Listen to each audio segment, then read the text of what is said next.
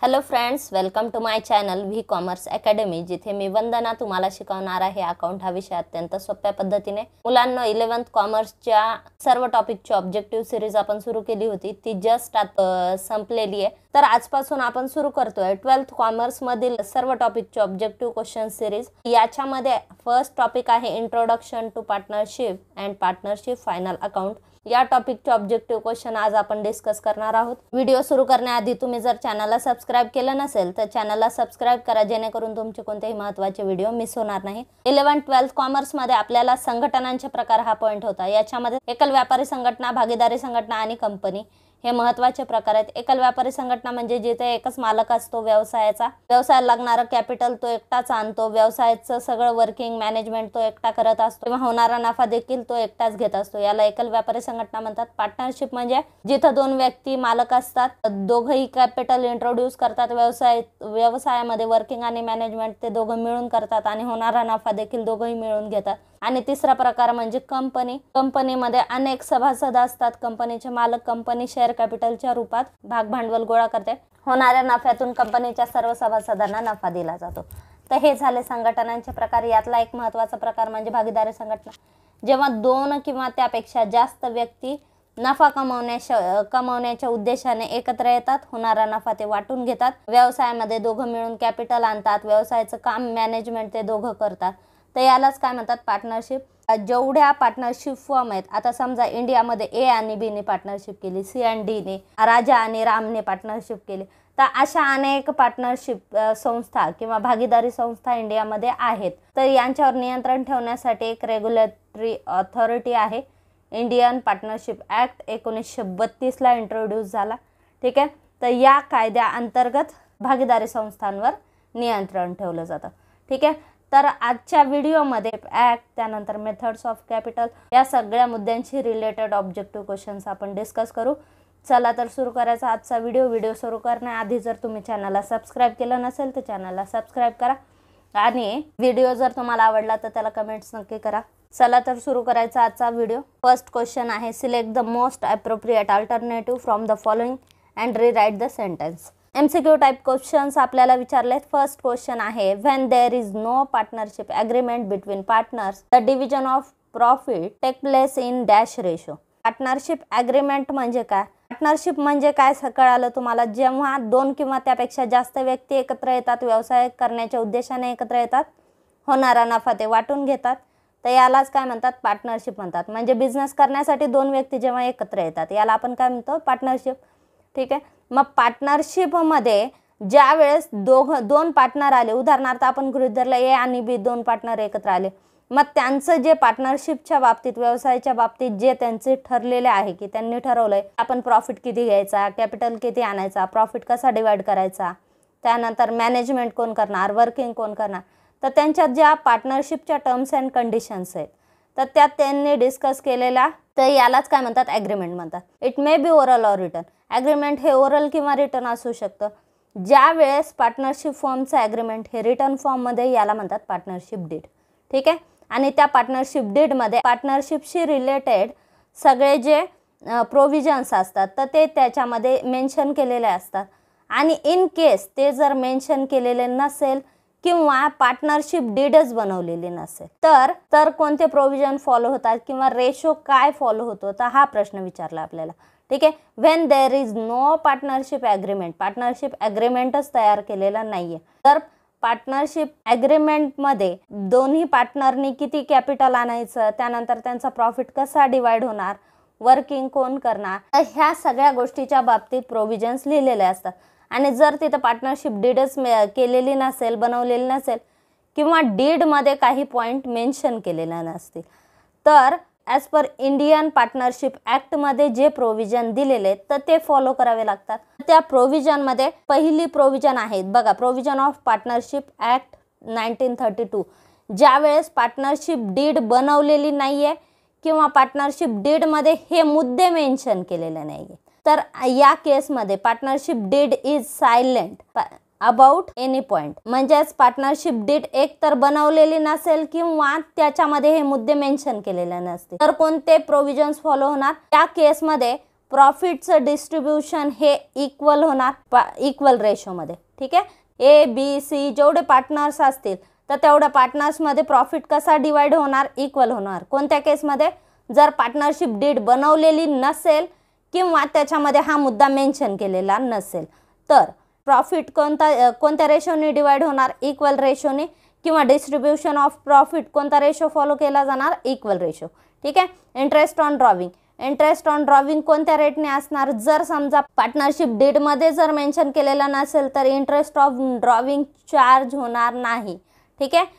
Interest on drawing is not given, जर समजा partnership deed मध्ये इंटरेस्ट ऑन ड्रॉविंग हा मुद्दा मेन्शन केलेला नाही किंवा डीडच बनवलेला नाही तर त्या केसमध्ये इंटरेस्ट ऑन ड्रॉविंग मिळणार नाही, ठीक आहे। ड्रॉविंगवर इंटरेस्ट दिला जाणार नाही। आणि जर इन केस त्या ठिकाणी ड्रॉविंगवर इंटरेस्ट दिला जाईल म्हणून मेन्शन केलं पण तुम्हाला पिरियड माहिती नाही तर ॲव्हरेज 6 मंथचा पिरियड ड्रॉविंग कॅल्क्युलेशनसाठी घ्यायचा, ठीक आहे। जर पिरियड माहिती नसेल तर, ओके, किंवा म्हणजे ॲडजस्टमेंटमध्ये तुम्हाला डेट ऑफ ड्रॉविंग दिलेली नाही आहे त्यामुळे कोणत्या पिरियडसाठी किती पिरियडसाठी आपल्याला इंटरेस्ट चार्ज करायचा हे माहिती नाही तर ॲव्हरेज 6 मंथचा पिरियड गृहीत धरला जातो, ठीक आहे। त्यानंतर interest partners loan, partners loan म्हणजे पार्टनर्सनी बिझनेसला कर्जाऊ रक्कम दिलेली, ठीक आहे, म्हणजे पार्टनरनी लोन दिलेले बिझनेसला, मग इंटरेस्ट कोण देणार, बिझनेस देणार पार्टनरला, ठीक आहे। जर समजा पार्टनर्सनी लोन प्रोव्हाइड केलं बिझनेसला आणि पार्टनरशिप डीड बनलेली नसेल किंवा डीडमध्ये हा मुद्दा दिलेला नसेल तर as per partnership act 1932 6% interest हा पार्टनर्स लोनला दिला जाईल। त्यानंतर interest on capital, interest on कॅपिटलचा मुद्दा जर डीडमध्ये मेन्शन नसेल तर interest is not allowed, interest दिला जाणार नाही। त्याच्यानंतर आहे salary, commission, allowances or remuneration, जर समजा पार्टनरशिप डीडमध्ये हे मुद्दे मेन्शन असतील तर सॅलरी पेड होणार, कमिशन पेड होणार किंवा अलाउन्सेस पेड होणार। आणि जर पार्टनरशिप डीडमध्ये हे मुद्दे मेन्शन केलेले नसतील किंवा पार्टनरशिप डीड सुद्धा केलेली नसेल तर या केसमध्ये no salary, no commission, no allowance, no remuneration, काहीच दिलं जाणार नाही। जर हे पार्टनरशिप डीडमध्ये मेन्शन असेल तर पार्टनरला मिळणार, डीडमध्ये मेन्शन नसेल तर मिळणार नाही, ठीक आहे। ॲडमिशन ऑफ न्यू पार्टनर, नवीन पार्टनर पार्टनरशिपमध्ये कधी येऊ शकतो, जेव्हा पार्टनर्स त्याला तयार असतील, ठीक आहे। सर्व पार्टनर्सची त्याला परमिशन असेल तर, ठीक आहे। कन्सेंट ऑफ अदर पार्टनर म्हणजे सगळ्या पार्टनर्सची संमती लागेल। बाहेरचा एखादा जर नवीन पार्टनर जर पार्टनरशिप फॉर्ममध्ये एंट्री करत असेल तर as per Indian partnership act त्याला सगळ्या पार्टनर्सची परमिशन असायला हवी, ठीक आहे। जेवढे समजा ए बी सी 3 पार्टनर आहेत, ठीक आहे, आणि ए म्हटलं आता डी माझा मित्र आहे, मी डीला सुद्धा आपल्या पार्टनरशिपमध्ये इंट्रोड्यूस करतो किंवा ॲडमिट करतो तर त्या ठिकाणी बी आणि सीची सुद्धा त्याला परमिशन लागेल। त्यांची जर संमती असेल किंवा त्या गोष्टीला त्याची संमती असेल तरच डी त्या ठिकाणी इन्व्हॉल्व होऊ शकतो, अन्यथा डीला इन्व्हॉल्व होता येणार नाही। म्हणजे पार्टनरशिप ॲक्ट 1932 काय सांगतं, जर नवीन पार्टनर जर एंट्री करणार असेल तर त्याला सगळ्या भागीदाराची संमती असायला पाहिजे, ठीक आहे। तर हे सगळे मुद्दे पार्टनरशिप ॲक्टचे महत्त्वाचे मुद्दे आहेत तर याच्यावर तुम्हाला थेरॉटिकल प्रश्न विचारला जाऊ शकतो, त्याच्यामुळे हे मुद्दे लक्षात ठेवा। डिस्ट्रीब्युशन ऑफ प्रॉफिट, जर पार्टनरशिप डीड सायलेंट असेल किंवा बनवलेली नसेल तर distribution of profit equal ratio, interest on drawing no interest, आणि इंटरेस्ट चार्ज करा म्हणून सांगितलं पण पिरियड तुम्हाला माहिती नाही तर 6 मंथचा ॲव्हरेज पिरियड 6 मंथ घेतात, ठीक आहे। Interest on partners loan 6%, interest on capital no interest, ठीक आहे। आणि त्यानंतर salary, commission, no salary no commission. त्यानंतर admission of new partner with consent of all partners. तर हे महत्त्वाचे मुद्दे लक्षात ठेवा। वाटल्यास तुम्हाला शॉर्ट नोट्स त्याच्या बनवून घ्या, लिहून घ्या, कारण याच्यावर हे पार्टनरशिपमधले IMP पॉईंट्स आहेत तर याच्यावर तुम्हाला ऑब्जेक्टिव्ह कधीही विचारला जाऊ शकतो, ओके। चला तर आता प्रश्नाकडे वळूया। काय विचारलं, when there is no partnership agreement between partners the division of profit take place in dash ratio. Partnership deed बनवलेली नसेल, पार्टनरशिप ॲग्रीमेंट बनवलेला नसेल किंवा पार्टनरशिप ॲग्रीमेंटमध्ये हे मुद्दे मेन्शन नसतील तर कोणता रेशो फॉलो होतो, प्रॉफिट शेअरिंग रेशोचं विचारलंय तुम्हाला। प्रॉफिट कसा डिवाइड होणार विचारलं, ठीक आहे. पार्टनरशिप डीड जर बनवलेली नसेल किंवा पार्टनरशिप ॲग्रीमेंट केलेलं नसेल तर प्रॉफिट हा जेवढे पार्टनर्स असतील तर त्यांच्यामध्ये इक्वली डिस्ट्रीब्यूट होतो. ठीक आहे. तर या ठिकाणी प्रॉफिट शेअरिंग रेशो हा आपला डिस्ट्रीब्यूट कसा होणार, इक्वल रेशोने. ठीक आहे. सेकंड दिलाय, to find out net profit net loss of the business dash account is prepared. Net profit आणि नेट लॉस फाइंड आउट करण्यासाठी आपण काय बनवत असतो, 11वी पासून तुम्ही फायनल अकाउंट बनवता. प्रत्येक वेळेस आपण नेट प्रॉफिट फाइंड आउट करण्यासाठी कोणता अकाउंट बनवतो, ट्रेडिंगला आपण ग्रॉस प्रॉफिट फाइंड आउट करतो, प्रॉफिट अँड लॉसला आपण नेट प्रॉफिट फाइंड आउट. ठीक आहे. आणि करंट अकाउंट, कॅपिटल अकाउंट हे कशासाठी बनवले जातात, पार्टनर्सचं किंवा ओनरचं कॅपिटल फाइंड आउट करण्यासाठी. Okay. Then D is a correct answer. To find out net profit or net loss of the business dash account is prepared. Answer is profit and loss account. Next question, a dash is an intangible asset. आता या ठिकाणी option दिलेत, goodwill, stock, cash, furniture. आता asset आपल्याला दोन भागात विभागता येऊ शकते, एक टँजेबल, इनटँजेबल. ठीक आहे. टँजेबल म्हणजे दृश्य संपत्ती, ज्या संपत्ती आपण पाहू शकतो, टच करू शकतो, फील करू शकतो, त्यांना टँजेबल म्हणतात. स्टॉक, फर्निचर, कॅश हे आपण पाहू शकतो, टच करू शकतो, फील करू शकतो, तर ह्या टँजेबल असेट झाले. ठीक आहे. आणि इनटँजेबल असेट म्हणजे ज्याला आपण पाहू शकत नाही, टच करू शकत नाही किंवा फील करू शकत नाही, त्याला इनटँजेबल असेट म्हणतात. ठीक आहे. गुडविल म्हणजे प्रसिद्धी, आपल्याला पाहता येत नाही, ती आपण त्याची आपण बेनिफिट्स मिळवत असतो.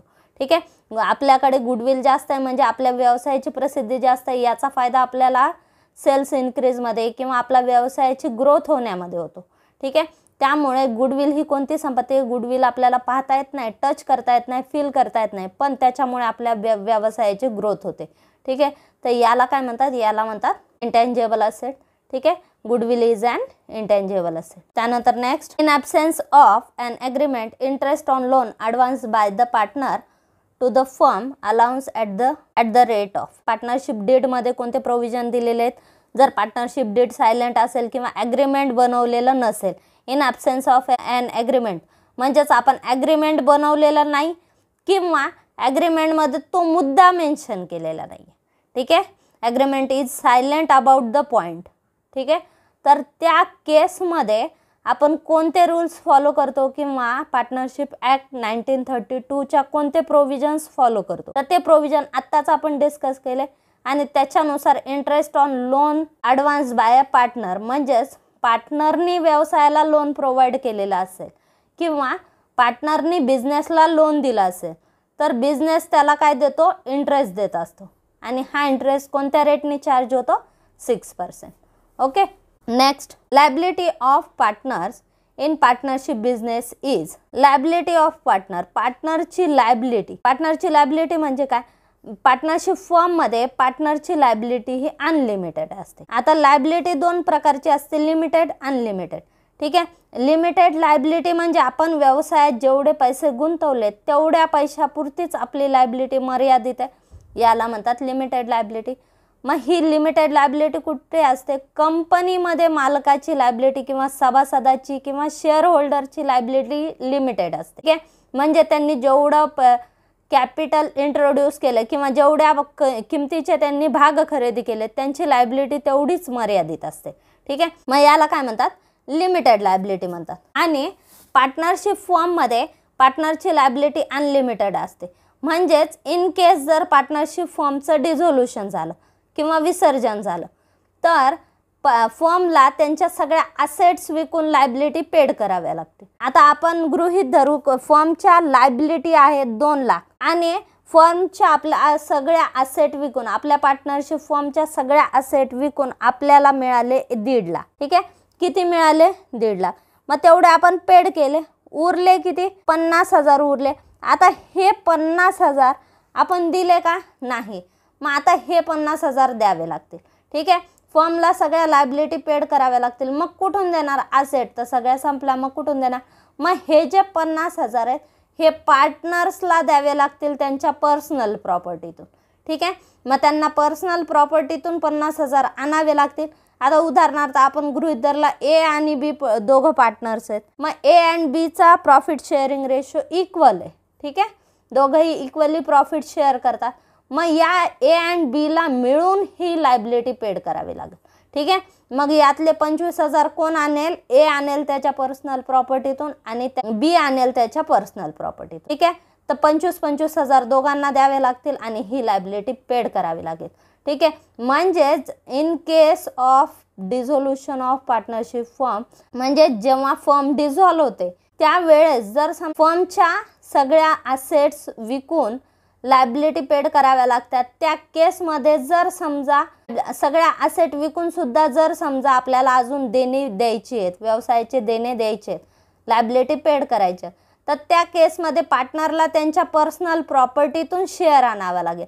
यालाच म्हणतात अनलिमिटेड लायबिलिटी. यालाच काय म्हणतात? Unlimited liability. आता हे झाला अनलिमिटेड लायबिलिटी. पार्टनरशिप फॉर्मची लायबिलिटी कशी असते? अनलिमिटेड. ठीक आहे. आणि ती बॉर्न कोण करतं? ती बॉर्न करतात पार्टनर. ठीक आहे. ती कोणाला घ्यावी लागते? ती लायबिलिटी पेड कोणाला करावी लागते? पार्टनर. आता जर समजा आपण गृहीत धरलं ए आणि बी दोन पार्टनर्स आहेत, दोघांना मिळून त्या द्याव्या लागतील. ठीक आहे. आता जर समजा यातला बी हा इन्सॉल्वंट झाला. ठीक आहे. बी हा इन्सॉल्वंट झाला म्हणजे दिवाळखोर घोषित झाला. ठीक आहे. म्हणजेच आता बी कडून पैसे मिळणार नाहीत, कायद्याने याला इन्सॉल्वंट घोषित केलं. ठीक आहे. म्हणजे बी कडून पैसे मिळणार नाहीत, मग सगळे पैसे कोणाला द्यावे लागतील? ए ला द्यावे लागतील, कारण तो सॉल्वंट पार्टनर. म्हणजे याची सुद्धा लायबिलिटी कोण पेड करणार? ए पेड करणार. हे झालं अनलिमिटेड लायबिलिटी हे तत्व. ठीक आहे. याच्यामध्ये बिझनेसच्या सर्व लायबिलिटी पेड करताना जर समजा फर्मच्या असेट्स कमी पडत असतील तर पार्टनरला त्याच्या प्रायव्हेट प्रॉपर्टीतून शेअर द्यावा लागेल. आणि जर समजा त्यातला एखादा पार्टनर इनसॉल्वंट घोषित झाला तर जो सॉल्वंट पार्टनर आहे त्याला सगळी लायबिलिटी पेड करावी लागेल. तर हे सांगता अनलिमिटेड लायबिलिटी हे तत्व. ठीक आहे. क्वेश्चन काय विचारलाय? Liability of the partner in a partnership business is unlimited. Next, the Indian partnership act is in force since. Indian partnership act कधीपासून लागू झाला? ऑप्शन तुम्हाला दिलाय 1932, 1881, 1984, 1956. तर इंडियन पार्टनरशिप ॲक्ट कधी लागू झालेला आहे? 1932 ला. त्यानंतर next, maximum number of partners in a firm are dash according to companies act 2013. ठीक आहे. Maximum number of partners in a firm मध्ये पार्टनरशिप फर्ममध्ये मॅक्झिमम किती पार्टनर्स असतात? पार्टनरशिप फर्ममध्ये मॅक्झिमम 50 पार्टनर्स असतात. ओके. पार्टनरशिप फर्ममध्ये मॅक्झिमम 50 पार्टनर्स असतात. आणि याच्यावर दुसऱ्या टाईपने प्रश्न असा देखील विचारतात, ही जी मॅक्झिमम लिमिट आहे ही कुठे मेन्शन केलेली आहे किंवा कोण डिसाईड करतं किंवा कोणता ॲक्ट डिसाईड करतं हे सुद्धा असू शकतं. पार्टनरशिप फर्मची मॅक्झिमम लिमिट ही कंपनी ॲक्टमध्ये दिलेली असते. ठीक आहे. देन कंपनीज ॲक्ट 2013 नुसार maximum number of partners in a firm किती असेल? 50. त्यानंतर नेक्स्ट, त्यानंतर सेकंड दिले, write the word, phrase, terms which can substitute each of the following sentence. One वर्डमध्ये आपल्याला आन्सर द्यायचं. फर्स्ट दिले, person who form the partnership firm. Partnership form करणारा व्यक्ती याला आपण काय म्हणतो? Partner. Person who form the partnership firm, partnership firms सुरू करणारा व्यक्ती यालाच काय म्हणतात? पार्टनर्स. त्यानंतर आहे person who form the partnership firm, यांना काय म्हणणार? पार्टनर्स. अमाऊंट ऑफ कॅश और goods withdrawn by partners from the business from time to time. बिझनेसमधून पार्टनर्सनी कॅश विड्रॉन केली किंवा गुड्स विड्रॉन केल्या. ठीक आहे. व्यवसायामधून पार्टनर्सनी गुड्स विड्रॉन केल्या किंवा कॅश विड्रॉन केली तर यालाच म्हणतात ड्रॉविंग. ठीक आहे. उचल म्हणजे पार्टनरने व्यवसायातून पैसे विड्रॉ केले असतील किंवा त्याने गुड्स विड्रॉ केले असतील किंवा बिझनेसची एखादी असेट त्याने टेकन ओव्हर केलेली असेल तर या सगळ्यांना आपण काय म्हणणार? याला सगळ्यांना म्हणणार ड्रॉविंग. आणि ड्रॉविंग ही कॅपिटलमधून, पार्टनर्सच्या कॅपिटलमधून लेस केली जाते. त्यानंतर आहे an association of two or more person according to the Indian Partnership Act 1932. Indian Partnership Act 1932 नुसार association of two or more person, जेव्हा दोन किंवा त्यापेक्षा जास्त व्यक्ती व्यवसाय करण्याच्या उद्देशाने एकत्र येतात. ठीक आहे. आणि होणारा नफा वाटून घेतात, यांनाच काय म्हणतात? भागीदारी संस्था. ठीक आहे. As per Indian partnership act नुसार आपल्याला ही डेफिनेशन दिलेली आहे कशाची? पार्टनरशिप फर्मची. नंतर next, act under which partnership firms are regulated. Partnership firms regulated कोणत्या ॲक्टनुसार केल्या जातात हे विचारलं. आता जर समजा आपण गृहीत धरलं इंडियाच्या बाबतीत, आता इंडियामध्ये एकच पार्टनरशिप फर्म आहे का? नाही. इंडियामध्ये अनेक पार्टनरशिप फर्म आहेत. कुठे ए अँड बीने पार्टनरशिप केली, C and D, Raja and Rani. ठीक आहे. मोहन अँड सोहन, अशा अनेक पार्टनरशिप संस्था इंडियामध्ये कार्यरत आहेत. मग या सगळ्यांवर नियंत्रण ठेवण्यासाठी एक रेग्युलेटरी अथॉरिटी असते, ठीक आहे. गव्हर्नमेंट सगळ्याच बाबतीत नियंत्रण करू शकत नाही किंवा सगळ्याच व्यवसायावर नियंत्रण ठेवू शकत नाही. त्यामुळे गव्हर्नमेंटने काय केलेलं असतं, काही रेग्युलेटेड अथॉरिटी तयार केलेल्या असतात, ठीक आहे. आणि वेगवेगळ्या ॲक्ट अंडर त्या वेगवेगळ्या ॲक्टच्या सहाय्याने त्या काय करत असतात, त्या फर्म्सला किंवा त्या व्यवसायांना रेग्युलेट करत असतात, ठीक आहे. मग पार्टनरशिप फर्म्सला रेग्युलेट करण्यासाठी कोणता ॲक्ट इस्टॅब्लिश केलेला आहे? Indian partnership act 1930, act under which partnership firms are regulated, ठीक आहे. पार्टनरशिप फर्म्स रेग्युलेटेड करण्यासाठी कोणता ॲक्ट पास केलेला आहे? Indian partnership act 1932. त्यानंतर आहे next, process of entering the name of partnership firm in the register of registrar. रजिस्ट्रारच्या ऑफिसमध्ये आपल्या पार्टनरशिप फर्मचं रजिस्ट्रेशन आपण करत असतो, म्हणजेच पार्टनरशिप फर्मच्या रजिस्टरमध्ये आपलं नाव मेन्शन करतो, ठीक आहे, किंवा आपल्या पार्टनरशिप फर्मचं नाव मेन्शन करतो. तर या प्रोसेसला काय म्हणतात? Registration. Registration is a process of entering the name of partnership firm in the books of registrar, in the register of registrar. Registration ही कशाची प्रोसेस आहे? आपल्या रजिस्ट्रारच्या रजिस्टरमध्ये आपल्या पार्टनरशिप फर्मचं नाव एंटर करण्याची process. Then answer is registration. Next, partnership agreement in return form. Partnership agreement जर रिटर्न फॉर्म मध्ये असेल, आता पार्टनरशिपचे जे फीचर्स आहेत तर त्याच्यामधलं एक फीचर आहे महत्त्वाचं agreement. Partnership is a agreement between 2 person, ठीक आहे. पार्टनरशिप हे दोन पार्टनरमधलं ॲग्रीमेंट आहे. आपण कोणता व्यवसाय करायचा, कसा करायचा, होणारा नफा कसा वाटून घ्यायचा, ठीक आहे, कॅपिटल किती आणायचं. तर ह्या सगळ्या बाबतीत ते काय करतात, ज्या त्यांच्या गोष्टी ठरलेल्या आहेत तर यालाच काय म्हणतात? ॲग्रीमेंट म्हणतात. मग पार्टनरशिप हा काय आहे? पार्टनर्समधला करार आहे, ठीक आहे. मग it may be oral or return, ते ओरल किंवा रिटर्न असू शकतं. आणि ज्या वेळेस ते रिटर्न फॉर्ममध्ये, तर याला म्हणतात partnership deed. Partnership agreement in return form याला काय म्हणतात? Partnership deed. Under this method capital balances of partners remain constant. Partnership फॉर्ममध्ये कॅपिटलच्या 2 मेथड असतात, ठीक आहे. मेथड्स ऑफ कॅपिटल, एक असते फिक्स मेथड आणि दुसरी असते फ्लक्च्युएटिंग मेथड. फ्लक्च्युएटिंग मेथडमध्ये पार्टनर्सचं कॅपिटल हे फ्लक्च्युएट होत असतं, म्हणजे बदलत असतं. म्हणजे उदाहरणार्थ आपण जर समजा एका पार्टनर्सचं कॅपिटल आपल्याला ओपनिंग कॅपिटल सांगितलं आहे 20,000, ठीक आहे. ओपनिंग किती आहे? 20,000. एचं कॅपिटल आपल्याला दिलं आहे 20,000 ओपनिंग आहे. याच्यामध्ये त्यांनी ॲडिशन परत 10,000 आणले, आपण इथेच ॲड केलं. आता कॅपिटल किती झालं? 30,000 झालं, ठीक आहे. त्याच्यानंतर त्याने काय केलं? विथड्रॉ केले काही पैसे. मग आपण काय करणार? लेस ड्रॉविंग करणार, ठीक आहे. आपण त्यांनी वस्तू विथड्रॉ केल्या किंवा ड्रॉविंग किती केली? त्याने 5,000 ड्रॉविंग केली, म्हणजे 5,000 त्याने विथड्रॉ केले व्यवसायातून. म्हणजे आता त्याचं कॅपिटल बॅलन्स किती आलं? 25,000, ठीक आहे. मग या मेथडला काय म्हणायचं? Fluctuating method. फ्लक्च्युएटिंग मेथड म्हणजे जशा त्याने कॅपिटलच्या ट्रान्झॅक्शन जसजशा त्याच्या होतील त्या पद्धतीने त्याचं कॅपिटल बदलत जाणार, तर याला म्हणतात फ्लक्च्युएटिंग कॅपिटल मेथड, ठीक आहे. आणि दुसरी मेथड कोणती आहे? Fix capital method. याच्यामध्ये जर समजा आपण गृहीत धरला A-B 2 पार्टनर आहे, ठीक आहे. एचं कॅपिटल आहे 20,000, बीचं कॅपिटल आहे 30,000. मग हे त्यांचं कॅपिटल फिक्स राहणार, ठीक आहे. हे कॅपिटल चेंज होणार नाही. मग हे फक्त आपण कुठे? बॅलन्स शीटला दाखवून देणार की त्यांचं कॅपिटल अकाउंटचं बॅलन्स किती आहे. एचं आणि बीचं कॅपिटल अकाउंटचं बॅलन्स किती आहे? एचं 20,000 आणि बीचं 30,000, ठीक आहे. बॅलन्स शीटला आपण कॅपिटलला दाखवणार. आता जर समजा त्यांनी ॲडिशनल कॅपिटल आणलंय, त्यांनी ड्रॉविंग केली, तर ते ट्रान्झॅक्शन त्यांच्या कॅपिटल अकाउंटवर होणार नाहीत. त्या ट्रान्झॅक्शन होणार करंट अकाउंटवर, ठीक आहे. मग आपण जर गृहीत धरलं करंट अकाउंटचं एचं बॅलन्स आहे 5,000, एचं करंट अकाउंटचं बॅलन्स 5,000 आहे आणि त्याने जर आता परत 10,000 कॅपिटल आणलं, तर आता हे इथे ॲड होणार, ठीक आहे. ॲडिशनल कॅपिटल, ठीक आहे. ॲडिशनल कॅपिटल किती आणलं त्याने? 10,000. म्हणजे आता त्याचं करंट अकाउंटचं बॅलन्स किती झालं? 15,000, ठीक आहे. आता त्यातून त्याने लेस ड्रॉविंग केली. ड्रॉविंग किती केली? 5,000. मग इथे 5,000 लेस होणार. आता त्याचं करंट अकाउंटचं बॅलन्स किती झालं? 10,000. तर ही मेथड कोणती आहे? Fix method.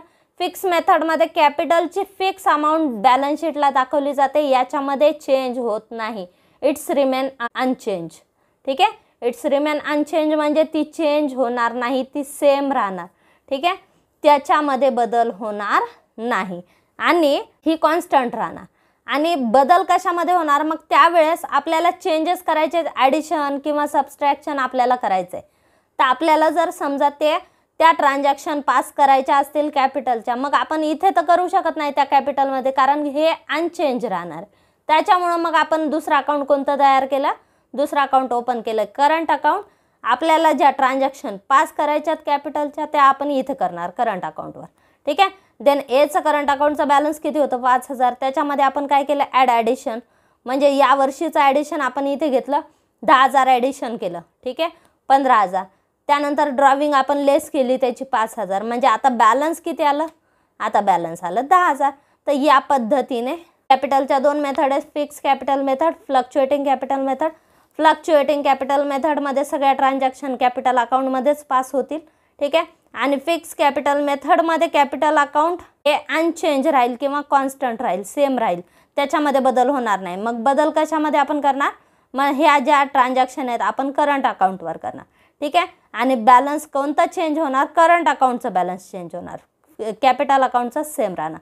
मग हे कोणत्या मेथड अंतर्गत, फिक्स कॅपिटल मेथडमध्ये. ठीक आहे, तर याच्यावर सुद्धा हा सुद्धा पार्टनरशिपमधला महत्त्वाचा पॉईंट आहे. याच्यावर सुद्धा बऱ्याचदा प्रश्न विचारला जातो. आता प्रश्न बघा, प्रश्न काय विचारलाय तुम्हाला, under this method capital balances of partner remains constant. कोणत्या मेथडमध्ये कॅपिटल बॅलन्सेस कॉन्स्टंट राहतात, विचार. कोणत्या मेथडमध्ये कॅपिटल बॅलन्सेस फिक्स असतात, fixed capital method. Proportion in which partner share profits. Proportion in which partner shares profit, म्हणजेच प्रपोर्शन म्हणजे काय, प्रमाण.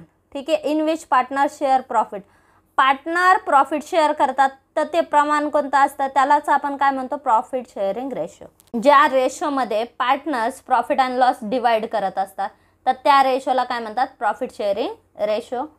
Next, such capital method in which only capital account is maintain for each partner. आपण capital method discuss केल्या, तर याच्यामध्ये capital method in which only capital account is maintain, म्हणजे जिथं आपण फक्त कॅपिटल अकाउंट मेंटेन केलेलं आहे प्रत्येक पार्टनरचं, ही मेथड कोणती आहे, फ्लक्च्युएटिंग कॅपिटल मेथड. ठीक आहे, such a capital method in which only capital account is maintain for each partner, याला काय म्हणतात, फ्लक्च्युएटिंग कॅपिटल मेथड. याच्यासाठी मी तुमचा तो पॉईंट कव्हर केला जिथे तुम्हाला याचं फुल डिस्क्रिप्शन दिलेलं आहे, तर तिथे परत तुम्ही रिवाइंड करून बघू शकता की त्याच्यामध्ये जिथे आपण फक्त कॅपिटल अकाउंट ओपन केले ती मेथड कोणती आहे, फ्लक्च्युएटिंग कॅपिटल मेथड. त्यानंतर आहे the account to which all adjustment are made when capital is fix. तेव्हा कॅपिटल फिक्स आहे म्हणजेच कॅपिटलची अमाऊंट अनचेंज राहणार. ठीक आहे, इट्स रिमेन अनचेंज.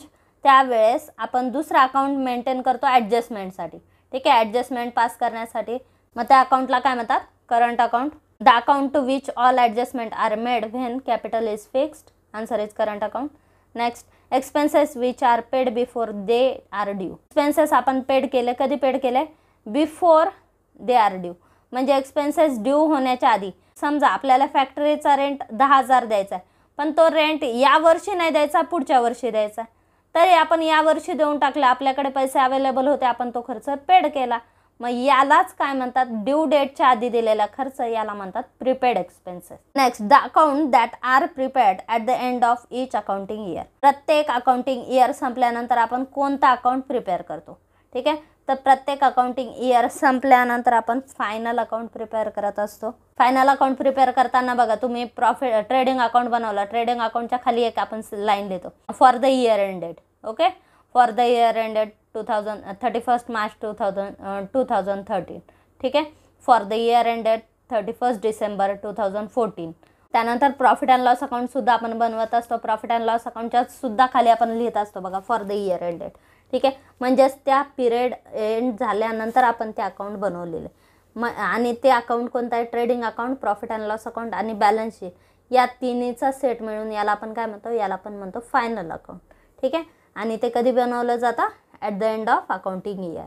प्रत्येक अकाउंटिंग इयर संपल्यानंतर आपल्या व्यवसायाची फायनान्शियल पोझिशन फाइंड आउट करण्यासाठी आणि व्यवसायाचे रिझल्ट्स फाइंड आउट करण्यासाठी आपण फायनल अकाउंट प्रिपेअर करत आहोत. ठीक आहे, next, an asset which can be converted into cash easily. ज्या असेट आपण कॅशमध्ये इझिली कन्वर्ट करू शकतो. तर त्या ॲसेटला काय म्हणतात, ज्या ॲसेट कॅशमध्ये आपण इझिली कन्वर्ट करू शकतो त्याला म्हणतात करंट ॲसेट. ॲसेटचे 2 मेन टाईप्स असतात, करंट ॲसेट आणि फिक्स ॲसेट. फिक्स ॲसेट म्हणजे ज्या ॲसेट आपण लॉंग पिरियडसाठी घेतलेल्या आहेत किंवा ज्याचे बेनिफिट्स आपल्याला लॉंग पिरियड मिळत असतात, तर याला फिक्स ॲसेट म्हणतात. आणि करंट ॲसेट म्हणजे ज्या ॲसेट शॉर्ट पिरियडसाठी असतात किंवा ज्यांचा पिरियड कमी असतो आणि त्या इझिली कॅशमध्ये कन्वर्ट होऊ शकतात, याला करंट ॲसेट म्हणतात. And asset which can be converted into cash easily, answer is current asset. Next, order in which fix assets are recorded first in balance sheet. ठीक आहे, आपण बॅलन्स शीटमध्ये बघा फिक्स ॲसेट आधी रेकॉर्ड करतो. म्हणजेच आता तुम्हाला फायनल अकाउंट तुम्ही प्रिपेअर केलं तेव्हा तुम्हाला आठवत असेल, टीचरने सांगितलं फिक्स ॲसेट बिल्डिंग सगळ्यात वरती घ्या, त्याच्यानंतर मशिनरी घ्या, फर्निचर घ्या, म्हणजे जेवढ्या फिक्स ॲसेट ट्रायल बॅलन्समध्ये दिलेल्या आहेत त्या सगळ्या वरती घ्या. बॅलन्स शीट लिहिताना त्या सगळ्या वरती घ्या आणि त्याच्या खाली करंट ॲसेट घ्या. ठीक आहे, आठवलं का? मग हे कोणत्या रूल्स अंतर्गत आपण करतो? ठीक आहे, फिक्स ॲसेट आपण वरती दाखवणार, करंट ॲसेट आपण खाली दाखवणार. Order in which fix asset are recorded first in balance sheet. मग कोणता ऑर्डर आपण फॉलो करतो? तर या ऑर्डरला म्हणतात लिक्विडिटी ऑर्डर किंवा यालाच म्हणतात order of liquidation. Order of liquidation व्यवसायाची तरलता किती आहे किंवा ॲसेटची तरलता किती आहे यालाच म्हणतात लिक्विडिटी ऑफ ॲसेट.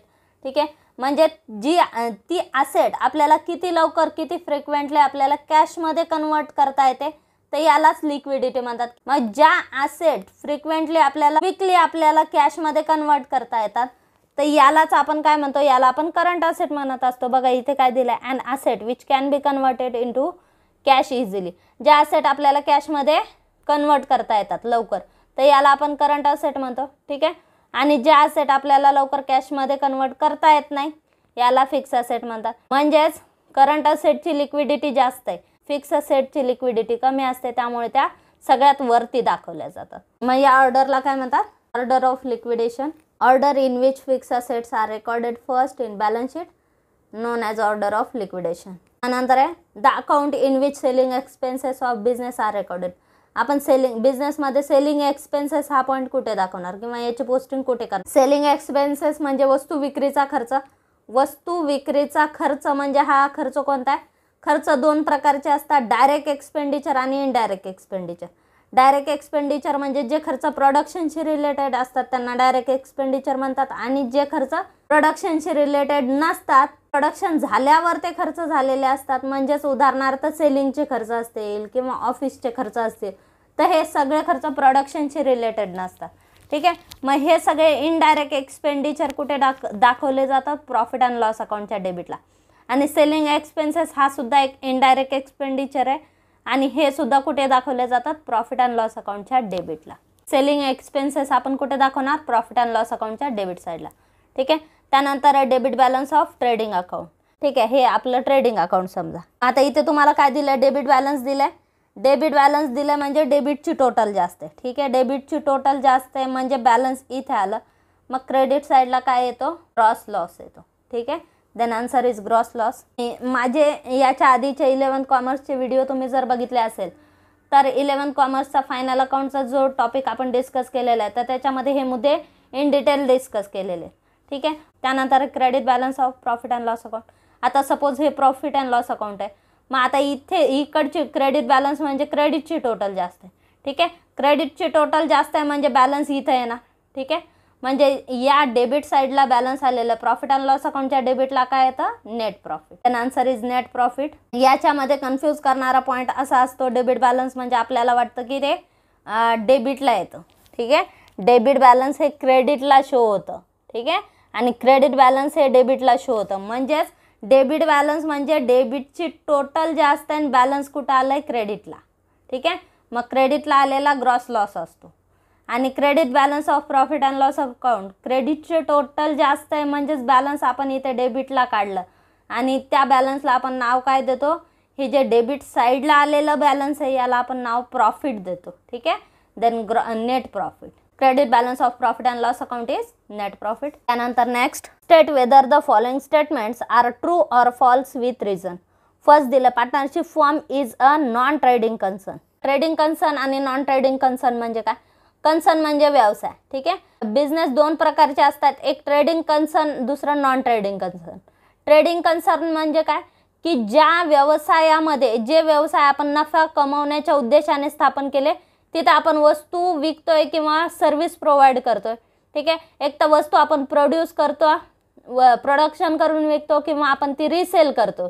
ठीक आहे, किंवा आपण सर्व्हिस प्रोव्हाइड करतोय. तर या बिझनेसला काय म्हणतात ट्रेडिंग कन्सर्न. आणि ट्रेडिंग कन्सर्नमध्ये आपण ते व्यवसाय कशासाठी स्थापन केलेले आहेत, नफा कमवण्यासाठी.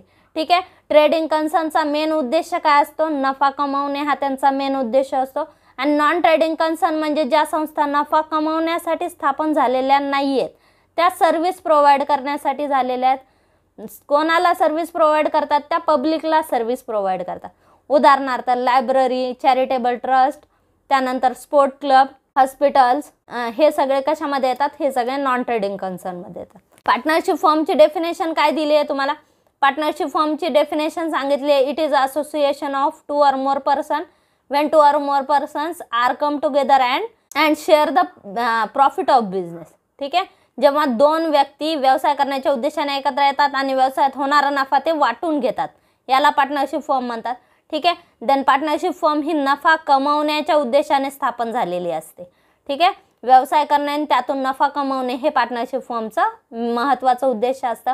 आणि नॉन ट्रेडिंग कन्सर्नचा उद्देश काय, लोकांना सर्व्हिस प्रोव्हाइड करणे हे नॉन ट्रेडिंग कन्सर्नचा उद्देश असतं. त्यामुळे पार्टनरशिप फर्म ही ट्रेडिंग कन्सर्न आहे, नॉन ट्रेडिंग कन्सर्न नाही आहे. ठीक आहे, हे स्टेटमेंट रॉंग आहे. त्यानंतर profit and loss account is a real account. ठीक आहे, क्लासिफिकेशन ऑफ अकाउंट्स आपण बघितलेले आहेत.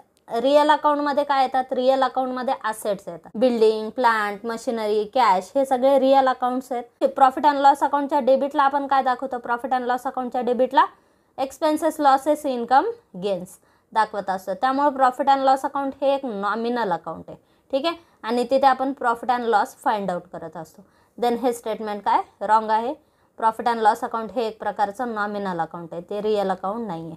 कॅश अकाउंट हे रिअल अकाउंट आहे. त्यानंतर carriage inward is carriage on purchase. Carriage inward, आता ट्रेडिंग अकाउंटच्या डेबिटला आपण कॅरेज लिहित असतो. कॅरेज म्हणजे काय, कॅरेज म्हणजे वाहतुकीचा खर्च.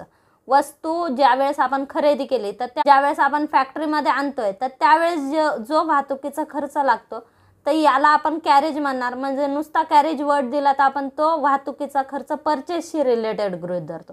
ठीक आहे, त्यामुळे तो खर्च काय डायरेक्ट एक्सपेंडिचर गृहीत धरला जातो किंवा कधी कधी कॅरेज इनवर्ड सुद्धा दिलं जातं. ठीक आहे, कॅरेज इनवर्ड म्हणजे वस्तू आणताना लागलेला वाहतुकीचा खर्च. Carriage inward is carriage on purchase. तुम्हाला कॅरेज इनवर्ड दिलेला असेल किंवा नुसतं कॅरेज दिलेला असेल तर ते काय गृहीत धरला जातो, वस्तू आणताना लागलेला खर्च. म्हणजेच परचेस, ज्या वस्तू आपण परचेस केलेल्या आहेत तर त्या फॅक्टरीमध्ये आणताना जो आपल्याला वाहतुकीचा खर्च लागलेला तर त्यालाच कॅरेज इनवर्ड किंवा नुसतं कॅरेज म्हणतात. ठीक आहे, देन हे स्टेटमेंट काय बरोबर आहे. त्यानंतर आहे adjustment are recorded in partners current account in fix capital method. Fix capital method जर असेल तर त्या ठिकाणी कॅपिटल अकाउंटवर चेंजेस होत नाहीत किंवा कॅपिटलची अमाऊंट चेंज होत नाही, ती अनचेंज राहते. आणि त्याच्यामुळे जे आपल्याला ॲडजस्टमेंट पास करायचे ते आपण करंट अकाउंटमध्ये पास करत असतो. काय दिलं, adjustment are recorded in partners current account in fix capital method. हे स्टेटमेंट बरोबर आहे. ज्यावेळेस ॲडजस्टमेंट आपल्याला कॅपिटल अकाउंटच्या पास करायच्यात, आपल्याला त्या कॅपिटल अकाउंटवर करता येत नसेल, फिक्स असेल कॅपिटल, तर ते करंट अकाउंटवर केले जातात. आणि जर समजा फ्लक्च्युएटिंग कॅपिटल मेथड असेल तर तिथं आपण कॅपिटलमध्येच ते ॲडजस्टमेंट पास करत असतो. त्यानंतर prepaid expenses are treated as liability. Prepaid expenses म्हणजे काय की आपण वेळेच्या आधी दिलेला खर्च आहे. ठीक आहे, आपण गृहीत धरले आपण वेजेस प्रीपेड दिलेले आहेत. वेजेस प्रीपेड किती आहे, 10,000. म्हणजे पुढच्या महिन्यात त्या वेजेस आपल्याला द्यायची गरज नाही किंवा पुढच्या वर्षी आपल्याला त्या वेजेस द्यायची गरज नाही. ठीक आहे, जोपर्यंत त्या वेजेस ड्यू होत नाही तोपर्यंत ते आपले पैसे कोणाकडे आहेत, वर्करकडे. ठीक आहे, देन आपल्याला ते परत द्यायचे नाहीत, आपल्याला आपली ते मालकीचे पैसे आहेत. ठीक आहे, म्हणजेच आपली ती ॲसेट आहे. आपली ॲसेट आपल्याकडे पैसे ठेवण्याऐवजी आपण काय केले, त्या समोरच्या व्यक्तीला देऊन ठेवले. ठीक आहे, ज्यावेळेस तुमचा खर्च ड्यू होईल त्यावेळेस हे तुमचा खर्च पेड केला समजा. ठीक आहे, देन तोपर्यंत ही आपली काय आपली ॲसेट आहे ही समोरच्या व्यक्तीकडे किंवा समोरच्या पार्टीकडे आपण दिलेली. देन प्रीपेड एक्सपेन्सेस हे काय आपण ॲसेट म्हणून ट्रीट करणार. देन हे स्टेटमेंट रॉंग आहे. त्यानंतर next, if partnership deed is silent partners share profit and losses in proportion to their capital. आता पार्टनरशिप डीड सायलेंट असेल, पार्टनरशिप डीड सायलेंट असेल म्हणजेच त्यांच्या पार्टनरशिप डीडमध्ये प्रॉफिट शेअरिंगचा पॉईंट मेन्शन केलेला नसेल किंवा पार्टनरशिप डीडच प्रिपेअर केलेली नसेल, तर त्या केसमध्ये प्रॉफिट्स अँड लॉस हा इक्वली शेअर होतो. ठीक आहे. पार्टनरशिप डीड सायलेंट असेल किंवा ती बनवलेली नसेल तर profit and loss equally share होतो. आता इथं काय दिलं, इन देअर कॅपिटल रेशो, त्यांच्या कॅपिटल रेशोनी ते शेअर होईल सांगितलंय. तर हे स्टेटमेंट काय आहे, रॉंग आहे. If partnership deed is silent, partner share profits and losses in proportion to their capital. ठीक आहे. कॅपिटलनुसार ते शेअर होत नाही, ते शेअर कसं होतं, इक्वल शेअर होतं. त्यामुळे हे स्टेटमेंट रॉंग आहे. त्यानंतर balance sheet is an account. ठीक आहे. बॅलन्स शीट हे एक अकाउंट आहे सांगितलं, हे स्टेटमेंट रॉंग आहे. बॅलन्स शीट एक स्टेटमेंट आहे. बॅलन्स शीट हे एक स्टेटमेंट आहे आणि त्या स्टेटमेंटमध्ये व्यवसायाची फायनान्शियल पोझिशन इंडिकेट केली जाते. बिझनेसच्या असेट किती, लायबिलिटी किती, कॅपिटल बॅलन्स किती, तर हे सगळं बॅलन्स शीटमध्ये शो होत असतं. नंतर आहे wedges paid for installation of machinery is revenue expenditure. ठीक आहे. मी एक व्हिडिओ बनवलेला आहे रेव्हेन्यू एक्सपेंडिचर आणि कॅपिटल एक्सपेंडिचर, त्याच्यामध्ये तुमचा हा पॉईंट क्लिअर होईल. आपण वेजेस पेड केल्या कशासाठी, installation of machinery, machinery install करण्यासाठी आपण वेजेस पेड केल्या, हा रेव्हेन्यू एक्सपेंडिचर आहे म्हणून सांगितलं. देन हे स्टेटमेंट रॉंग आहे. ठीक आहे. आपण मशिनरी परचेस केली 1 लाखाची आणि त्याच्यासाठी आपण वेजेस किती दिल्या, 10,000च्या वेजेस दिल्या. आपण एक माल बोलवला आणि त्याच्याकडून मशिनरी आपण इन्स्टॉल करून घेतली आणि त्याला आपण 10,000 रुपये चार्जेस दिले, इन्स्टॉलेशन चार्जेस, किंवा त्याला आपण 10,000 रुपये दिले त्याची मजुरी. मग यालाच आपण काय म्हणणार, वेजेस पेड फॉर इन्स्टॉलेशन. ठीक आहे. तर हा खर्च कोणता, आपण वेजेस पेड केल्या पण मशिनरी इन्स्टॉल करण्यासाठी. ठीक आहे. आता जर समजा आपण गृहीत धरलं की ही मशिनरी पुढचे 10 वर्ष चालणार आहे, म्हणजेच ह्या वेजेस 10 वर्षासाठी दिलेल्या आहेत ना. परत आपल्याला मशिनरी काय इन्स्टॉल करायची नाही रोज, त्यामुळे हा खर्च आपण ज्या वेळेस मशिनरी आणली तेव्हा एकदाच ती इन्स्टॉल करणार. त्यामुळे हा खर्च कोणता, हा खर्च कॅपिटल एक्सपेंडिचर आहे. जे खर्च आपण लॉंग पिरियडसाठी करत असतो त्यांना आपण कॅपिटल एक्सपेंडिचर म्हणणार. देन ही जी मशिनरी आपण इन्स्टॉल केलेली आहे तर हा खर्च सुद्धा काय, कॅपिटल एक्सपेंडिचर आहे. हां, ज्या आपल्या रेग्युलर वेजेस आहेत त्या आपल्याला दर महिन्याला वर्करला द्याव्या लागतात. ठीक आहे. आणि त्या वेजेस आपण प्रोडक्शनसाठी पेड केलेल्या आहेत. त्यामुळे ज्या वेजेस आपण प्रोडक्शनसाठी दिलेल्या आहेत त्या रेव्हेन्यू एक्सपेंडिचर असतात. ठीक आहे. पण ज्या वेजेस आपण मशिनरी इन्स्टॉल करण्यासाठी दिल्यात किंवा असेट इन्स्टॉल करण्यासाठी दिलेल्या आहेत तर याला रेव्हेन्यू एक्सपेंडिचर म्हणत नाहीत, या कॅपिटल एक्सपेंडिचर. ठीक आहे. त्यामुळे हे स्टेटमेंट रॉंग आहे. आता हा प्रश्न बघा, हा एक इम्पॉर्टंट प्रश्न आहे. हा नेहमी विचारला जातो कारण कॅपिटल एक्सपेंडिचर आणि रेव्हेन्यू एक्सपेंडिचर हा एक महत्त्वाचा पॉईंट आहे. त्यामुळे तुम्हाला माहिती पाहिजे की रेव्हेन्यू एक्सपेंडिचरमध्ये कोणते खर्च येतात, कॅपिटल एक्सपेंडिचरमध्ये खर्च कोणते येतात. त्यामुळे तुम्हाला या टाईपचा प्रश्न विचारू शकतात, एखादा खर्च देतील आणि तो कोणता खर्च आहे असं एक्झाममध्ये विचारू शकतात. ठीक आहे. त्यामुळे त्या टाईपचे प्रश्न थोडे केअरफुली बघत जा की कोणते खर्च रेव्हेन्यू एक्सपेंडिचर आहेत, कोणते खर्च कॅपिटल एक्सपेंडिचर. रेव्हेन्यू एक्सपेंडिचर म्हणजे ज्या खर्चाचा पिरियड शॉर्ट असतो किंवा एका वर्षासाठी आपण ते केलेले असतात किंवा काही महिन्यासाठी केलेले असतात, याचे बेनिफिट्स आपल्याला फ्युचर पिरियडमध्ये मिळत नाहीत किंवा लॉंग पिरियड मिळत नाही. ठीक आहे. तर याला रेव्हेन्यू एक्सपेंडिचर म्हणतात. हे परत पेड करावे लागतात. आणि कॅपिटल एक्सपेंडिचर म्हणजे जे खर्च आपण लॉंग पिरियडसाठी करत असतो आणि ते परत देण्याची गरज नसते, याला कॅपिटल एक्सपेंडिचर म्हणतात. देन आपल्या रेग्युलर वेजेस हा रेव्हेन्यू एक्सपेंडिचर आहे, पण आपण मशिनरी जर इन्स्टॉल करण्यासाठी वेजेस दिलेले असतील तर ते कॅपिटल एक्सपेंडिचर. देन हे स्टेटमेंट रॉंग आहे. त्यानंतर income received in advance is a liability. Income received in advance, आपल्याला इन्कम मिळालं आहे, ॲडव्हान्समध्ये मिळालं आहे. ठीक आहे. आत्ता आपलं इन्कम ते ड्यू नाही आहे, म्हणजेच आपल्या मालकीचे ते पैसे नाही आहेत, पण आपल्याला मिळालेले, म्हणजेच याच्यावर मालकी हक्क कोणाचा आहे, ज्या व्यक्तीने आपल्याला दिलेले त्याच्या मालकीचे ते पैसे आहेत. फक्त त्याच्याकडे ते जेव्हा अवेलेबल होते त्याने ते आपल्याला देऊन टाकले. ठीक आहे. आपलं ते इन्कम अजून नाही. ज्यावेळेस आपलं इन्कम ते होईल त्यावेळेस ती आपली ॲसेट असेल, जेव्हा ते ड्यू होईल तेव्हा ते ॲसेट आहे. ठीक आहे. पण जर अजून इन्कम ड्यू नाही आहे पण आपल्याला मिळालेलं ॲडव्हान्समध्ये मिळालेलं, तर ते ॲडव्हान्स पैसे कोणाचे आहेत, त्या समोरच्या व्यक्तीचे आहेत ज्याने आपल्याला ते पैसे दिले, त्याची ती प्रॉपर्टी आपल्यासाठी ते लायबिलिटी आहे. आपल्याला ॲडव्हान्समध्ये मिळालेलं इन्कम. ठीक आहे. Income received in advance is a liability. आपल्याला ॲडव्हान्समध्ये मिळालेलं इन्कम ही आपली काय, लायबिलिटी आपल्या आत्ता अजून ते मालकीचं नाही, ज्या वेळेस ते ड्यू होईल किंवा जेव्हा ज्या वर्षीचं ते इन्कम रिसिव्ह ड्यू असेल तर त्या वर्षी ती आपली ॲसेट होईल. पण अजून जर ते ड्यू नाही आहे तर त्यावेळेस ती आपली ॲसेट नाही आहे, ती आपली लायबिलिटी असते. Next, RDD is created on creditors. RDD म्हणजे काय, रिझर्व फॉर डाऊटफुल डेब्ट्स. RDDचं प्रोव्हिजन हे कशावर केलं जातं, डेटर्सवर केलं जातं, क्रेडिटर्सवर नाही. ठीक आहे. देन हे स्टेटमेंट रॉंग आहे. आता उदाहरणार्थ आपल्याकडे डेटर्स आहेत 50,000 रुपये. ठीक आहे, 50,000 रुपये आपले डेटर्स आहेत. तर या 50,000पैकी ए व्यक्तीकडे आपले 5,000 होते. ठीक आहे, ए या व्यक्तीकडे आपले 5,000 होते. आता हा इन्सॉल्वंट घोषित झाला म्हणजे हे आपले 5,000 मिळणार नाहीत. मग हे 5,000 रुपये बुडाले. मग आपण हे आपल्या डेटर्समधून लेस केले. ठीक आहे, कारण हे बुडाले पैसे हे आता आपल्याला मिळणार नाहीत. मग यालाच काय म्हणतात, बॅड डेब्ट्स. बुडालेले पैसे, बुडीत कर्ज. ठीक आहे, पैसे बुडाले किती, 5,000 रुपये. ठीक आहे, आता ए हा व्यक्ती इन्सॉल्वंट घोषित झाला, ए कडचे आपले 5,000 रुपये बुडाले. आता बी हा व्यक्ती आहे, बी कडे आपले 2,000. किती आहेत, बी कडे आपले 2,000. आपल्याला अशी माहिती मिळाली की हा बी सुद्धा दिवाळखोर घोषित होण्याच्या मार्गावर आहे, म्हणजेच याचा सुद्धा खूप मोठा फायनान्शियल प्रॉब्लेम चालू आहे. त्यामुळे हा सुद्धा आपले 2,000 देऊ शकेल का नाही याची आपल्याला गॅरंटी नाही. ठीक आहे, त्याच्यामुळे आपण काय केले, हे 2,000 बॅड डेब्ट्स अजून बुडतील म्हणून आपण लेस करून दिले. ठीक आहे, मग यालाच काय म्हणतात, याला म्हणतात RDD. ठीक आहे, यालाच काय म्हणतात, RDD. बॅड डेब्ट्स म्हणजे बुडालेले पैसे आणि RDD म्हणजे बुडण्याची शक्यता असलेले पैसे. बॅड डेब्ट्स म्हणजे आपले जे डेब्ट्स आहेत, आपले डेटर्स आहेत, आपले जे पैसे आहेत लोकांकडे ज्यांना आपण उधारीवर वस्तू विकल्या त्यांच्याकडून आपल्याला पैसे येत नाही, तर ते पैसे बुडाले म्हणजेच याला बॅड डेब्ट्स म्हणतात. ठीक आहे, आणि जे पैसे बुडण्याची शक्यता आहे, बुडाले नाही अजून. ठीक आहे, अजून हा इन्सॉल्वंट घोषित झालेला नाही पण होऊ शकतो.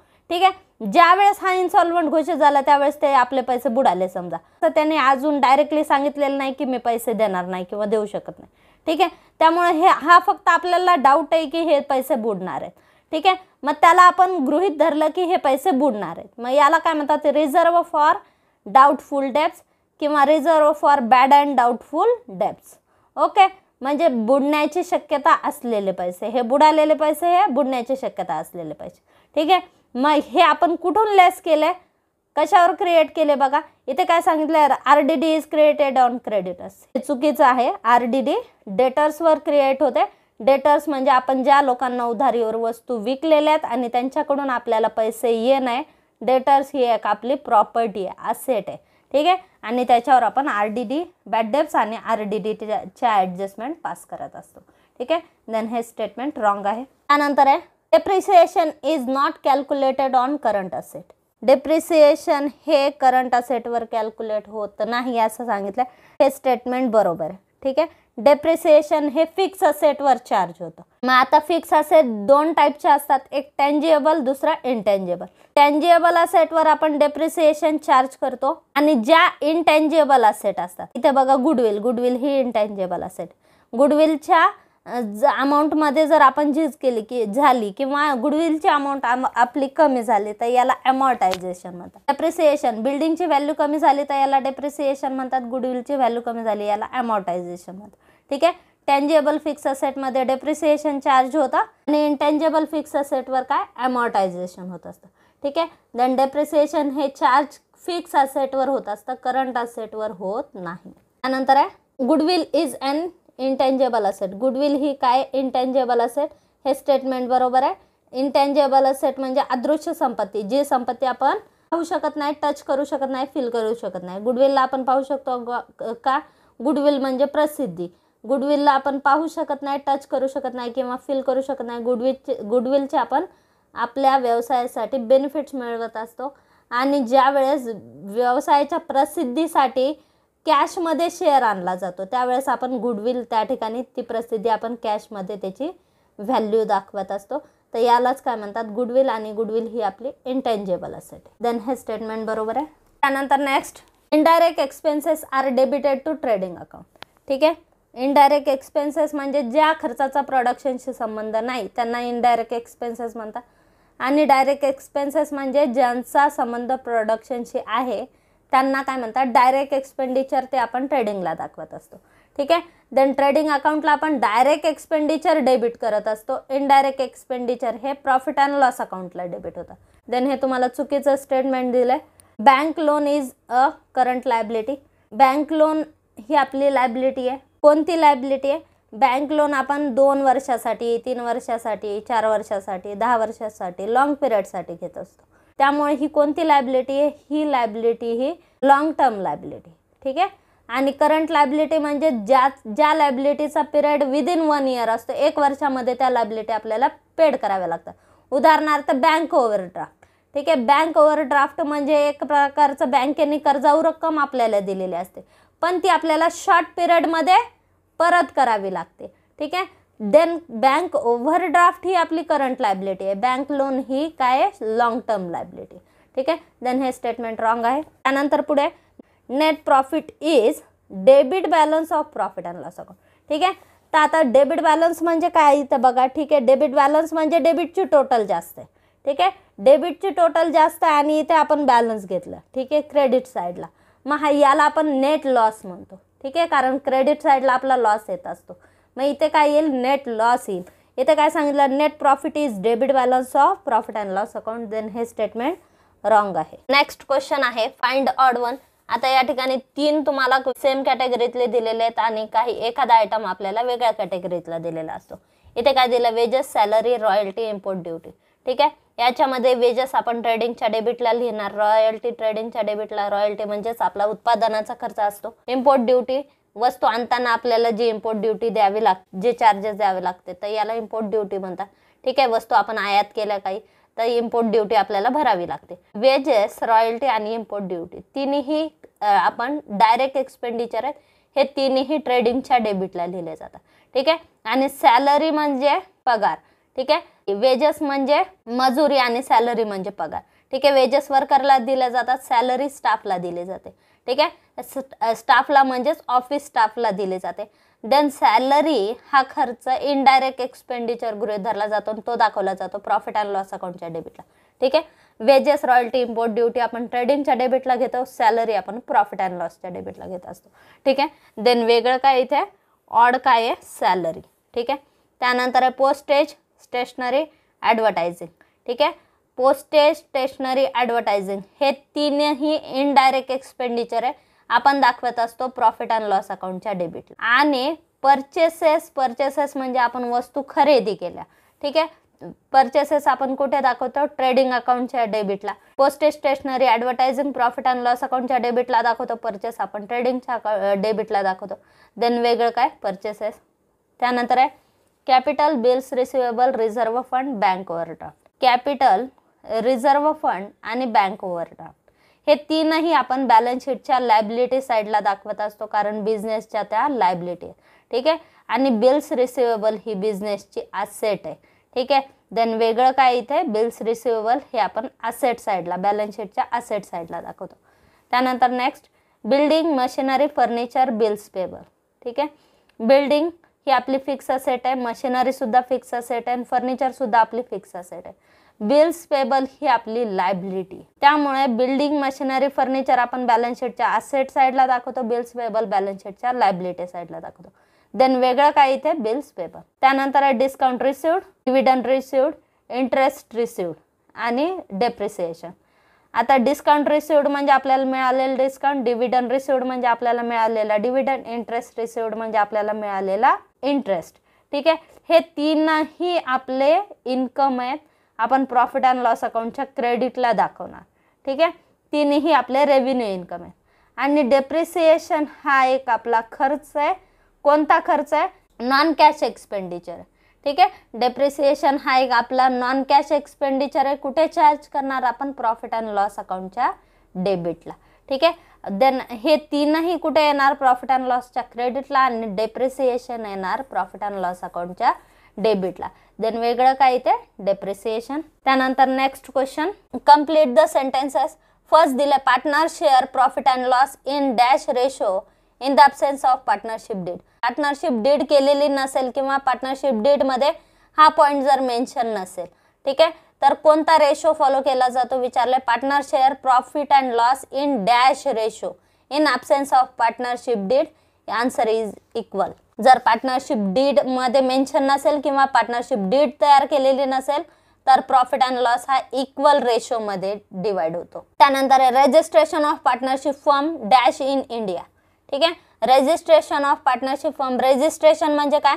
ज्यावेळेस आपण आपल्या पार्टनरशिप फर्मचं नाव नोंदणी अधिकाऱ्याकडे किंवा रजिस्टरमध्ये त्याच्या रजिस्टरमध्ये रजिस्ट्रार ऑफिसमध्ये नोंदवतो तर याला रजिस्ट्रेशन प्रोसेस म्हणतात. पार्टनरशिप फर्मसाठी ही रजिस्ट्रेशन प्रोसेस इंडियामध्ये ऑप्शनल आहे, पण जर समजा महाराष्ट्राचा विचार केला तर महाराष्ट्रामध्ये ती कंपल्सरी. ठीक आहे, इंडियामध्ये ऑप्शनल आहे पण महाराष्ट्र फक्त एक असं स्टेट आहे जिथे registration of partnership firm compulsory केलेलं आहे. ठीक आहे, त्यामुळे इंडियामध्ये ते ऑप्शनल आहे आणि महाराष्ट्रामध्ये ते कंपल्सरी. ओके, देन इथं तुम्हाला इंडियाचा विचारलंय मग इथं आन्सर आहे ऑप्शनल. त्यानंतर next, partnership business must be. Partnership business, आता हे सगळे काय आहेत? Registration, number of partner, profit sharing ratio, तर हे सगळे फीचर्स ऑफ पार्टनरशिप फर्म मध्ये कव्हर होतात. ठीक आहे, मी एक व्हिडिओ बनवलेला आहे फीचर्स ऑफ पार्टनरशिप फर्म, त्याची लिंक डिस्क्रिप्शन बॉक्समध्ये दिली जाईल. तुम्ही तो व्हिडिओ आधी बघा तर तुमचे या पॉईंट्सचे या टॉपिकचे सगळे बेसिक पॉईंट्स क्लिअर होतील. ठीक आहे, partnership business must be. Partnership business कसा असला पाहिजे? पार्टनरशिप बिझनेस हा लॉफुल असला पाहिजे. ठीक आहे, लीगल असला पाहिजे, म्हणजेच इल्लीगल व्यवसायासाठी पार्टनरशिप करता येणार नाही. त्यानंतर liability of partners in partnership firm is dash. Liability of partner, पार्टनर्सची लायबिलिटी कशी असते? पार्टनर्सची लायबिलिटी ही अनलिमिटेड असते. ठीक आहे, पार्टनरशिप फर्मची लायबिलिटी ही कशी आहे? पार्टनरशिप फर्मची किंवा पार्टनर्सची लायबिलिटी कशी असते? अनलिमिटेड असते. अनलिमिटेड लायबिलिटी म्हणजे जरी पार्टनरशिप फर्म डिझॉल्व झाली, जेव्हा पार्टनरशिप फर्म डिझॉल्व होईल त्यावेळेस पार्टनरशिप फर्मला लायबिलिटी पेड करताना जर समजा पैसे कमी पडले किंवा असेट्स विकून सुद्धा फर्मला त्यांच्या लायबिलिटी पेड करता आल्या नाहीत, सगळ्या लायबिलिटी पेड झाल्या नाहीत, तर त्या केसमध्ये पार्टनर्सला त्यांच्या पर्सनल प्रॉपर्टीतून शेअर द्यावा लागेल, तर यालाच म्हणतात अनलिमिटेड लायबिलिटी. त्यानंतर next, the balance of drawing account of a partner is transfer to dash his account under fix capital method. The balance of drawings account म्हणजे ड्रॉविंगची ॲडजस्टमेंट आपण कुठे पास करणार विचारलं. ठीक आहे, म्हणजे आपण ड्रॉविंग काय करतो? पार्टनर्सच्या कॅपिटलमधून लेस करत असतो. ठीक आहे, आणि जर पार्टनर्सचं कॅपिटल फिक्स असेल तर मग आपण ती कुठे लेस करणार? जर पार्टनर्सचं कॅपिटल फिक्स असेल म्हणजेच तिथं आपण कोणत्याही ॲडजस्टमेंट करणार नाही. मग ॲडजस्टमेंट करण्यासाठी आपण एक स्पेशल अकाउंट दुसरं ओपन करणार, यालाच नाव देणार, यालाच काय म्हणतात? Partners current account. The balance of drawing account of a partner is transferred to his current account. ठीक आहे, मग आपण ते बॅलन्स कुठे लिहिणार? करंट अकाउंटला ड्रॉविंग लेस करणार. ठीक आहे, किंवा सगळ्या ॲडजस्टमेंट आपण करंट अकाउंटवर पास कर. Next, the interest on capital of a partner is debited to dash account. Interest on capital, capital ही बिझनेसची लायबिलिटी आहे. ठीक आहे, बिझनेसची लायबिलिटी आहे. बिझनेसने पैसे घेतलेले आहेत कोणाकडून? पार्टनरकडून. ठीक आहे, ती असेट कोणाची आहे? पार्टनरची असेट आहे. पार्टनरने काय केलं? पार्टनरने पैसे दिले बिझनेसला. ठीक आहे, म्हणजे पार्टनरने एक प्रकारचं लोन दिलेलं आहे बिझनेसला. बिझनेसला लोन दिलंय म्हणजे बिझनेस त्याच्यावर व्याज देईल, मग इंटरेस्ट दिला. बिझनेसने पार्टनर्सच्या कॅपिटलवर इंटरेस्ट दिला. मग बिझनेसच्यासाठी ते एक्सपेन्सेस आहे का इन्कम आहे? बिझनेसला इंटरेस्ट हा बिझनेसवर चार्ज होत असतो, म्हणजे बिझनेस पेड करतो तो इंटरेस्ट. ठीक आहे, त्यामुळे बिझनेससाठी तो काय खर्च आहे. And debit all expenses and losses, त्यामुळे इंटरेस्ट ऑन कॅपिटल हा खर्च सुद्धा डेबिट होणार. ठीक आहे, मग आता हा खर्च कुठे डेबिट होणार? आपण profit and loss account prepare करतो. प्रॉफिट अँड लॉसला आपण सगळे इनडायरेक्ट एक्सपेंडिचर डेबिट करत असतो. ठीक आहे, त्यामुळे इंटरेस्ट ऑन कॅपिटल हा खर्च सुद्धा एक इनडायरेक्ट एक्सपेंडिचर आहे, त्यामुळे कुठे येतो? प्रॉफिट अँड लॉस अकाउंटच्या debit. Interest on capital of a partner is debited to profit and loss account. Next, partner are dash liable for the debts of the business. बिझनेसच्या लायबिलिटी पेड करण्यासाठी partner हे सगळे मिळून जबाबदार असते. सगळे मिळून म्हणजे उदाहरणार्थ फर्मच्या लायबिलिटी आहेत 2 लाख रुपये. ठीक आहे, फर्मच्या लायबिलिटी आहे 2 लाख, पार्टनर आहेत 2 ए अँड बी. ठीक आहे, दोघं आपण समजा इक्वली ते प्रॉफिट शेअर करतात, म्हणजे ह्या 2 लाखापैकी 1 लाख ए देईल, 1 लाख बी देईल. ठीक आहे, मग ही त्यांची लायबिलिटी काय झाली? ही झाली जॉईंट लायबिलिटी.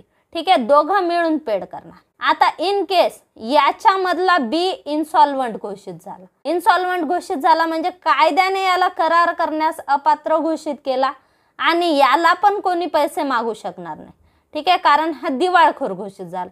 त्यामुळे तो हे पैसे देण्यासाठी जबाबदार आता नाहीये. कोर्टाने काय केलं, त्याच्या असेट्स जप्त केल्या आणि त्याच्यामुळं आता त्याला कोणताही करार करता येणार नाही किंवा तो लायबिलिटी कोणतीही पेड करण्यासाठी जबाबदार नसेल.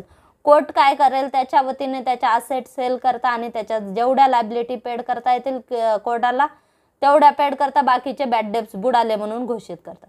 ठीक आहे, मग हे झालं इन्सॉल्वन्सीच्या बाबतीत. मग आता हा बी जर इन्सॉल्वंट झाला तर मग यातले 1 लाख कोण देणार? मग आता ते सुद्धा पेड कोणाला करावं लागतील? एला पेड करावे लागतील. म्हणजेच ए त्याच्या वाट्याचे 1 लाख सुद्धा पेड लायबिलिटी देणार आणि बीच्या वाट्याचे सुद्धा 1 लाख देणार. ठीक आहे, मग याची लायबिलिटी कशी झाली? सेव्हरल झाली.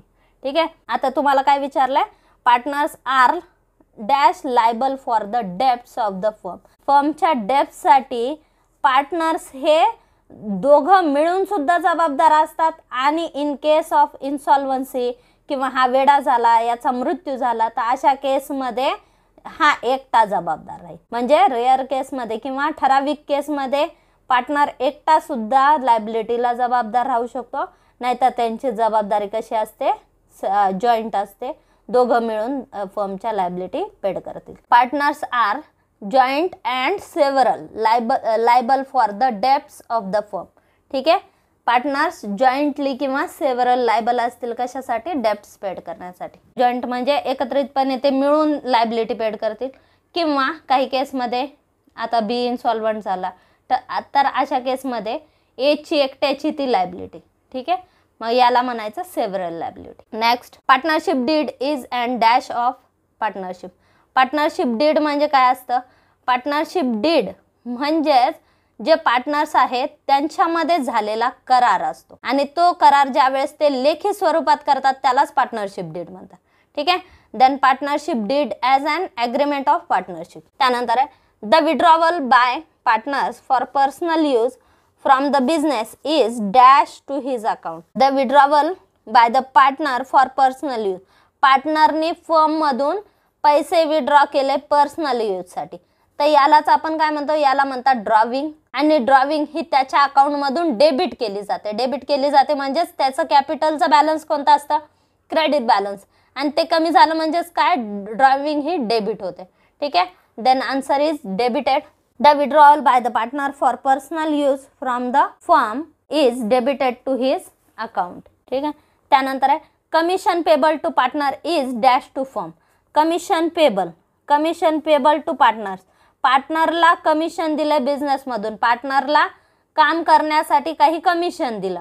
ठीक आहे, तर हे कमिशन बिझनेस देत आहे कोणाला? पार्टनरला. ठीक आहे, त्यामुळे बिझनेसचा तो काय खर्च आहे. मग त्यालाच आपण काय म्हणतो? खर्च म्हणजेच एक्सपेन्सेस किंवा expenditure. Commission payable to partners is expenditure to the firm. ठीक आहे, पार्टनरला जर फर्मने कमिशन दिलं किंवा बिझनेसमधून त्याला कमिशन दिलेलं असेल तर बिझनेससाठी ते काय असतं? एक्सपेंडिचर असतं. Next, when partners adopt fix capital method then they have to operate dash account. जर फिक्स कॅपिटल मेथड असेल तर कॅपिटलमध्ये चेंजेस करता येत नाहीत किंवा कॅपिटलमध्ये ॲडजस्टमेंट करता येत नाही. ठीक आहे, त्यामुळे तुम्हाला काही अमाऊंट ॲड करायचे असतील, काही लेस करायचे असतील तर एक दुसरा अकाउंट ओपन करावं लागतं, त्याला म्हणतात करंट अकाउंट. ठीक आहे, then when partners adopt fixed capital method then they are have to operate current account. ठीक आहे, त्यांना करंट अकाउंट मेंटेन करावं लागतं. ठीक आहे, next, if partner current account shows dash balance it is shown to the liability side of balance sheet. Balance शीटची liability side ही कोणती साइड असते? बॅलन्स शीटची लायबिलिटी साइड ही क्रेडिट साइड असते. देन क्रेडिट बॅलन्स, तुम्हाला करंट अकाउंटचं जर क्रेडिट बॅलन्स दिलंय तर ते बॅलन्स शीटच्या लायबिलिटी साइडला येतं आणि करंट अकाउंटचं जर डेबिट बॅलन्स आलं तर ते ॲसेट साइडला दाखवलं जातं. ठीक आहे, देन आपल्याला करंट अकाउंटचं बॅलन्स काय विचारलं? करंट अकाउंटचं बॅलन्स क्रेडिट असेल तर ते आपण लायबिलिटी साइडला दाखवणार, कारण लायबिलिटी साइड ही क्रेडिट बॅलन्सेसची साइड असते, त्यामुळे इथे येईल क्रेडिट बॅलन्स. त्यानंतर next, the expenses paid for trading purpose are known as dash expenses. Expenses paid for trading purpose, आपण ट्रेडिंग करण्यासाठी किंवा उत्पादनासाठी जे खर्च केलेले तर याला काय म्हणतात, जे खर्च आपण उत्पादनासाठी केलेले आहेत यांना डायरेक्ट एक्सपेंडिचर म्हणतात. ठीक आहे, जे खर्च आपण उत्पादनासाठी केले आहेत त्यांना डायरेक्ट एक्सपेंडिचर म्हणतात. आणि डायरेक्ट एक्सपेंडिचर हे कुठे दाखवले जातात, ट्रेडिंग अकाउंटच्या डेबिट साईडला. त्यानंतर आहे cash receipt which are recurring in nature are called as dash receipts. Cash receipts आपल्याला कॅश मिळालेल्या आहेत. ठीक आहे, which are recurring nature. Recurring म्हणजे काय, ज्या परत परत. ठीक आहे, रिकरिंग नेचर म्हणजे परत परत होणे. ठीक आहे, कॅश रिसिप्ट म्हणजे आपल्याला परत परत कॅश मिळालेली आहे, तर त्या रिसिप्टला आपण काय म्हणणार, त्याला म्हणतात रेव्हेन्यू रिसिप्ट. ठीक आहे, रेव्हेन्यू रिसिप्ट म्हणजे रेव्हेन्यू रिसिप्ट किंवा रेव्हेन्यू इन्कम म्हणजे जे इन्कम आपल्याला परत परत मिळतं त्याला रेव्हेन्यू रिसिप्ट म्हणतात किंवा रेव्हेन्यू इन्कम म्हणतात. आणि जे खर्च आपल्याला परत परत पेड करावे लागतात ते रिकरिंग नेचरचे असतात. यांनाच आपण काय म्हणतो, रेव्हेन्यू एक्सपेंडिचर. ठीक आहे, रिकरिंग नेचर हे कशाशी रिलेटेड असतं, रेव्हेन्यूशी रिलेटेड असतं. ठीक आहे, cash receipt which are recurring in nature are called as revenue receipts. Return outward are deducted from. Return outward हे कशातून डिडक्ट होतं विचारलंय. आउटवर्ड म्हणजे व्यवसायातून बाहेर चालले. ठीक आहे, रिटर्न आउटवर्ड म्हणजे काय, आपण वस्तू परत दिल्या. आपण जर काही वस्तू खरेदी केल्या समजा, ठीक आहे, त्याच्यामध्ये काही फॉल्ट निघाला किंवा काही प्रॉब्लेम असेल तर आपण त्या वस्तू परत दिल्या. म्हणजेच रिटर्न आउटवर्ड म्हणजे काय, परचेस रिटर्न आहे. परचेस रिटर्न आहे म्हणजेच ते कशातून डिडक्ट होईल, परचेस मधून डिडक्ट होणार.